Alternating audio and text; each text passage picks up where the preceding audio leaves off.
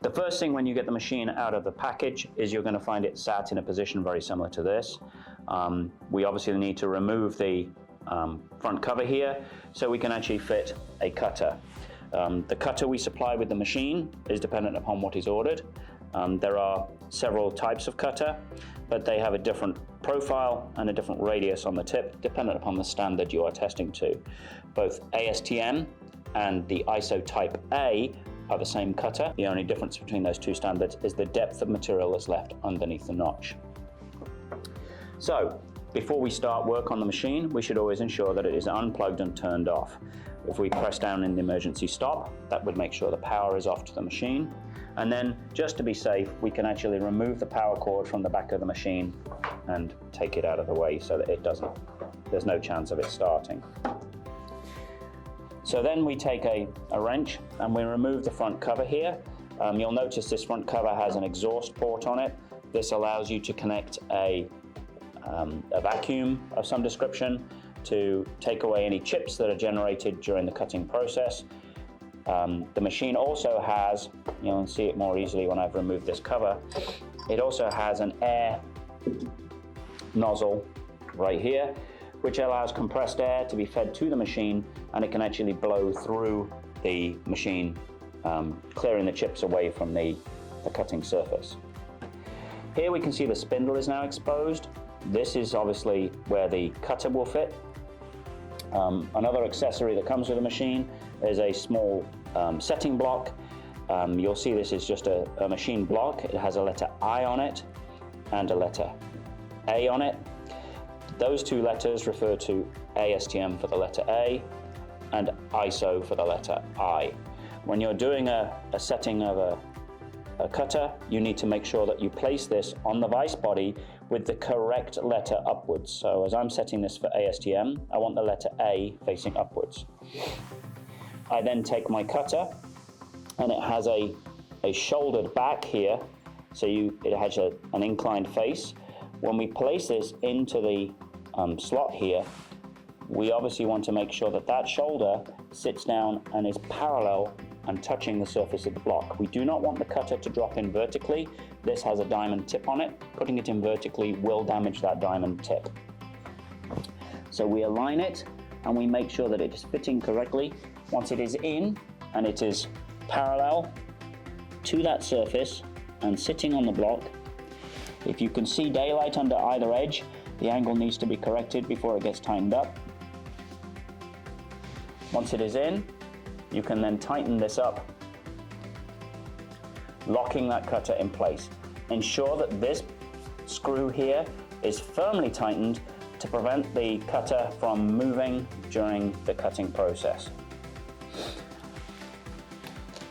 At this point, you will back the cutter off a little bit and remove your setting gauge.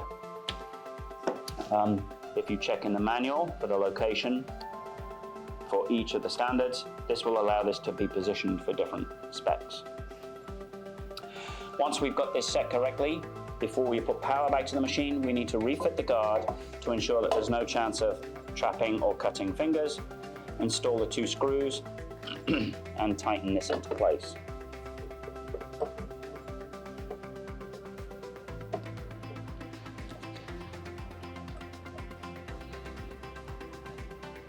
So at this time, we haven't yet turned the notcher on.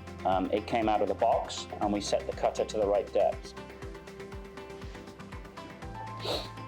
Once that is back in, we can then take out the emergency stop. We can take our power cord and reconnect power to the machine, and then we can turn it on. There is a power switch at the back of the machine. If the light does not come on, just verify that the emergency stop really has been pulled up, because obviously that will actually kill power too. The controls on the front panel are fairly straightforward.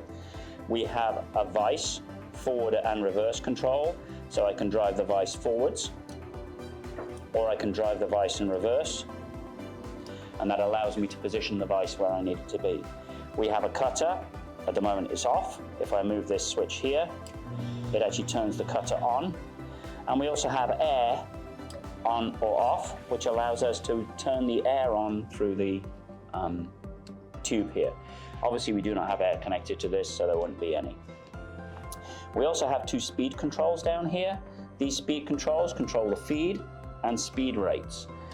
These will be material dependent, and obviously you want to make sure that when you're cutting the material, you are cutting cleanly without dragging, cutting, chipping, and you certainly don't want to melt the material. Once we have everything set, the first thing we need to do is to bring our vise out of the machine and bring it in the reverse direction until it's completely clear of the cutter. We can continue to hold this switch until it's moved out of the way, and it will hit a limit switch, preventing it from traveling any further.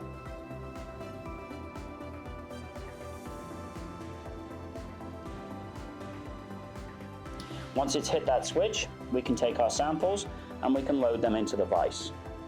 Taking samples and loading them into the vise, you place them in the vise body, bank them against the setting that you have here, and then clamp them firmly in the vise, keeping downward pressure on the samples whilst clamping them to ensure they're fully seated in the vise. If they're not fully seated, there is a chance they can move around, or you'll get varying depths of cut when you're trying to cut these samples. Make sure the vise is snugged up and holding the samples, and they are seated correctly. Once we get to this point, we can click the button to start. The cutter starts to spin, and the feed table will go through, and it will begin to cut the samples. Once it has finished cutting the samples, it reaches a predetermined stop based on where the clamp is, and it will return the table back to a position where we can remove the samples. Once the samples are free of the machine, we can unclamp them and remove them from the body to verify the notch. Now, typically when you're cutting samples, you would use a sacrificial sample at the front and back to ensure that you get good cutting. And then what you do is you take one of the samples and you verify the depth of the notch on your notch verification device. So the notch verification device is a digital dial indicator, and we supply it with two gauge blocks. These two gauge blocks are a 0.4 inch gauge block and an 8mm gauge block. The reason for these is so that we can verify the depth at the two specifications. ASTM is the 0.4 and ISO is 8mm. So I'm actually cutting to ISO here. So what I can do is I can turn on my dial indicator. It tells me it's at 0 at the bottom there. I take my 0.4 inch gauge block, I place that into my dial, and I read 0.4000. So I can see that my gauge is reading correctly. Once I have checked my gauge is reading correctly, I can then take my sample, place it into my gauge, and I can measure the depth under the notch. My depth under the notch at the moment is 421 thousandths, so that is too much. I would need to lower my cutter somewhat. Now, for fine adjustments, we can use the Tommy bar, and we can place it into a hole that's in the spindle that holds the cutter. There are two bolts on this side of the spindle, and if we slacken those two off just a little, what you can do is you can make fine adjustments by adjusting the spindle up and down. This will give you around about 5/1000ths of an inch adjustment on the machine. For coarser adjustments, you should go back to the setting using your gauge and adjust the angle appropriately.